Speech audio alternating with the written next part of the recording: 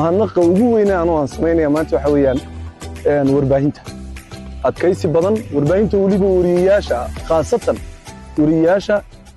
kaalin mugle ka geystay inay culayskayaga iyo duruuftay aan anagu ku jirnay ay nala tacaalaan oo yani waxaan ka wadaa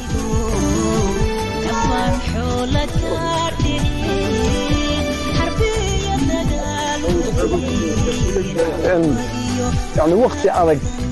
oo karti wanaag jacayl ixtiraam qadarin intaba na siiyay warfidiyaanada Soomaaliland iyo dadka kale ee warfidiyaanada ay hadlayba waxaan aanu aaminsanahay inay yihiin ehelka dhabta ah walaalada dhabta ah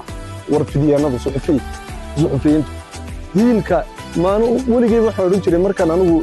aan warbaahinta ka shaqeynay waqtigaan bixino nolosha aan bixino dadaalkaan bixino inaga walaalaha أنا أقدر أنا وأنا أنا ولاش من حاجة عبدي مرة لقيت بلاد ممكن وشي أكل أو سلطان شرعي هاي أو حبرنا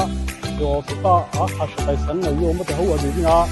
ونور كينين لو بحري بدنا سيدتها كعشاء دلات كان لو جه يسكن كمان كان اسمه حكومة بابلي أما شرعي دقيقة الموجود عين حضرنا معناتها أنا صبح إلهي بهدي إلهي يا مهضلة